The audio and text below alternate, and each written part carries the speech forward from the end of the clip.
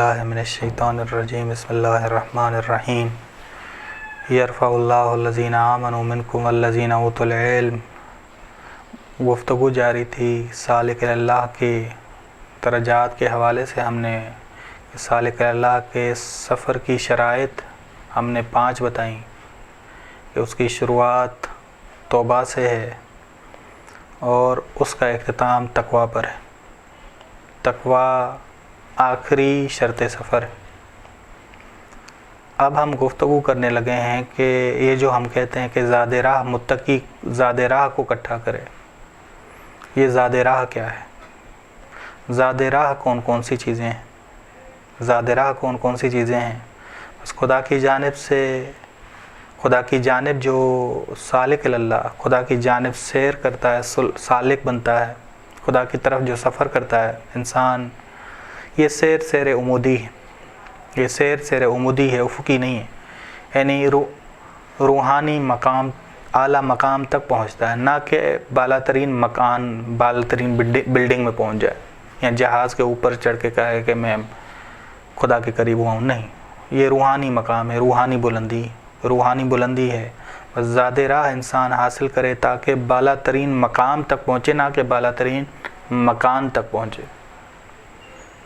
بالا ترین مکان نہیں بلکہ بالا ترین مقام، کہ قرآن کریم نے کہا یرفع اللہ الذین آمنوا منکم والذین اوتوا العلم درجات، کہ خدا بلند کرتا ہے تم میں سے ایمان لانے والوں اور جو صاحبان علم ہیں ان کے درجات کو۔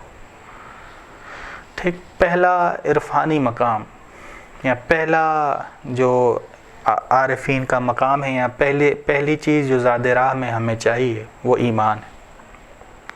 ایمان زاد راہ کی اہم ترین چیز ہے۔ زاد راہ میں سے زبانی طور پر ایمان اسی طرح ہے کہ کوئی نیند میں بات کرے، نیند میں بات کرتا ہے تو اس کو ہم کوئی ارزش، کوئی اہمیت نہیں دیتے، اس نیند والی بات کی کوئی ارزش نہیں ہے، کوئی اہمیت نہیں ہے، کوئی قیمت نہیں ہے۔ جاگتے ہوئے کوئی بات کرے تو ہم اسے اہمیت دیتے ہیں کہ ہاں یہ ہوش و حواس کے ساتھ اس نے بات کی۔ زبانی ایمان کہ قرآن کریم نے کہا یا ایھا الذین آمنوا آمنوا، یہی زبانی ایمان لانے والوں، اور دل سے ایمان لے آؤ۔ ٹھیک، قالت الاعراب آمنا، بدو کہہ رہے ہیں کہ ہم ایمان لے آئے، کل انہیں کہہ دے لم تؤمنوا، تم سب ایمان نہیں لائے۔ بس ایمان ایک قلبی تقلید ہے۔ یہ مقلد کس کے بنے؟ ہم مقلد بنے انبیاء علیہ السلام کے، ائمہ علیہ السلام کے، ان کے مقلد ہیں ایمان حاصل کرنے میں، ایمان سیکھنے میں کہ ایمان کون سا ہونا چاہیے، عقیدہ کون سا ہونا چاہیے ہمارا۔ یہ بزرگان قابل اطمینان لوگ ہیں، یہ بہترین ساتھی ہیں کہ خدا نے کہا حسن اولئک رفیقا، یہ بہترین ساتھی ہیں، بہترین رفیق ہیں، کیونکہ انہیں خدائی منصب ملا ہے۔ ٹھیک، بس یہ بزرگان انبیاء علیہ السلام اور ائمہ علیہ السلام ہیں۔ ایمان ملاوٹ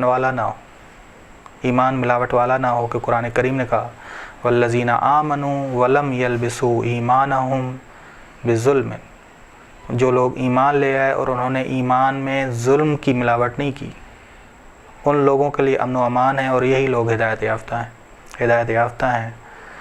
بس ایمان یعنی شرک سے بچنا، ایمان یعنی عقیدہ مضبوط، خالص عقیدہ مضبوط، اور شرک سب سے بڑا ظلم ہے کہ قرآن کریم نے کہا لا تشرک باللہ ان الشرک لظلم عظیم۔ بس شرک یہ ہے کہ جو کمال اور جمال خدا کے ساتھ مخصوص ہے وہ انسان غیر خدا کے لیے مخصوص کر دے، یہ شرک ہے۔ جو بھی کمال اور جمال خدا کے ساتھ مخصوص ہے، انسان اس کمال اور جمال کو غیر خدا کے لیے قائل ہو جائے۔ ممکن ہے یہ غیر خدا خود ہو انسان، معاذ اللہ، کہ یہ میرا کمال ہے، قارون۔ ممکن ہے کہ کسی اور کو، جیسے عیسائی کہتے ہیں کہ جناب عیسیٰ خدا کے بیٹے ہیں، معاذ اللہ۔ ٹھیک، بس یہ شرک یعنی کیا؟ جو کمال اور جمال خدا کے ساتھ مخصوص ہے، انسان اس کو غیر خدا کے لیے مخصوص کرے، یہ شرک ہے۔ ایمان سالم کی پہلی شرط عمل صالح ہے۔ قرآن کریم میں آپ دیکھیں الذین آمنوا وعملوا الصالحات طوبی لہم، خوشخبری ہے ان کے لیے، وحسن مآب، اور بہترین ٹھکانے ہیں۔ ایمان کا بالا ترین مرحلہ مقام شہود ہے، ملکوت دیکھنا ہے مقام یقین تک۔ کذالک نری ابراہیم ملکوت السماوات والارض، یہ ایمان کا بالا ترین مرحلہ ہے، مقام شہود۔ بس قرآن کریم نے کہا انما المؤمنون اذا ذکر اللہ، مومنین وہ ہیں کہ جب خدا کا ذکر کیا جائے وجلت قلوبہم، ان کے دل ڈر جاتے ہیں۔ ایک قلبی ڈر، یعنی انسان خود سے مطمئن نہیں، یہ قلبی ڈر، یہ انسان خود سے مطمئن نہیں، انسان خود سے مطمئن نہ ہو، خود کے بارے میں برا ظن رکھے، سوء ظن رکھے۔ اذا تلیت علیہم آیات، جب ان پر تلاوت کی جاتی ہیں خدا کی آیات کی، زادتہم ایمانا، ایمان ان کا بڑھتا جاتا ہے۔ بس خود کے لحاظ سے مطمئن نہیں ہے، تبھی ان کے ایمان میں اضافہ ہوتا رہتا ہے۔ وہ ترقی کرنا چاہتے ہیں، ایک جگہ رکتے نہیں ہیں، تبھی ان کے ایمان میں اضافہ ہوتا جاتا ہے۔ بس انسان خود سے جب مطمئن نہیں ہوگا تو اس کے ایمان میں اضافہ ہوتا جائے گا۔ ٹھیک، وَعَلَىٰ رَبِّهِمْ يَتَوَكَّلُونَ، اور اپنے رب پہ توکل کرتے ہیں۔ ٹھیک، بس انسان ڈرتا ہے، ڈرتا کس سے ہے؟ کہ مبادا اس سے کہ مجھ سے کوئی غلطی ہو جائے، وہ گناہ مستحق بنا دے دنیاوی عذاب اور اخروی عذاب کا۔ لیکن جب آہستہ آہستہ خدا توفیق دیتا جاتا ہے اسے راہ مستقیم میں، جب وہ آہستہ آہستہ ترقی کرتا جاتا ہے، وہ شاکر ہو جاتا ہے، اور شکر گزاری اس کے دل کو مطمئن بناتی جاتی ہے، اس کا ڈر ختم ہوتا جاتا ہے، مضبوط ہوتا جاتا ہے تو ڈر اس کا ختم ہوتا جاتا ہے۔ کہ قرآن کریم نے کہا، بڑی پیاری تعبیر لایا قرآن، کہ خدا سب سے بہترین بات نازل کی ہے، قرآن نے بہترین بات قرآن کی صورت میں نازل کی ہے، کہ قرآن کی آیات ایک دوسرے کی تفسیر کرتی ہیں۔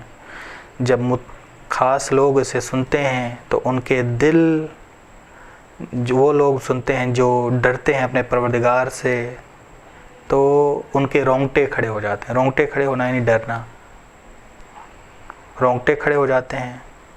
پھر جب ان کے ایمان میں اضافہ ہو، تلین جلودہم، ان کے دل، ان کی جلدیں نرم ہو جاتی، پھر آہستہ آہستہ ڈر اطمینان میں بدل جاتا ہے۔ وقلوبہم الی ذکر اللہ، اور ان کے دل خدا کے ذکر سے مطمئن تر ہوتے جاتے ہیں۔ انسان اتنا مضبوط ہوتا جاتا ہے، یہ ایمان اتنی طاقت دیتا ہے سالک اللہ کو، کہ سالک اللہ اتنی مضبوطی تک آ جاتا ہے کہ وہ ڈر جو اس میں ہے کہ مبادا مجھ سے کوئی غلطی نہ ہو جائے، مبادا مجھ سے کوئی گناہ نہ ہو جائے۔ کہ آپ اگر ماہ مبارک رمضان کی پہلی دعا، خدا مجھے غفلت سے بیدار کر دے، 29ویں روزے کی دعا، خدا مجھے عصمت عطا کر، بس پہلی دعا، پہلے روزے کی دعا، مجھے غفلت سے بیدار کر دے، 29ویں روزے کی دعا، خدا مجھے عصمت عطا کر۔ بس شروعات میں ڈر ہے، خوف ہے، لیکن 29ویں روزے میں اسی طرح تقشعر منہ جلود الذین یخشون ربہم، جو اپنے رب سے ڈرتے ہیں ان کے رونگٹے کھڑے ہو جاتے ہیں اول، ثم تلین جلودہم، پھر ان کی جلدیں نرم ہو جاتی ہیں اور ان کے دل ذکر خدا سے آہستہ آہستہ مطمئن ہو جاتے ہیں۔ لیکن یہ ذہن میں رکھیے گا، مطمئن ہونے کے باوجود انہیں یہ خوف رہتا ہے کہ خدا کی عطا سے وہ محروم نہ ہو، یہ خوف ہمیشہ رہتا، خوف رہنا ہے ہمیشہ، لیکن وہ خوف کہ ایسا انسان کوتاہی نہ کر دے۔ بس انبیاء علیہ السلام، ائمہ علیہ السلام اس مقام تک ہوتے ہیں کہ وہ کبھی کوتاہی کے بارے میں سوچ نہیں سکتے، یہ انہوں نے خود ترقی کی، خود اس مقام تک پہنچے ہیں۔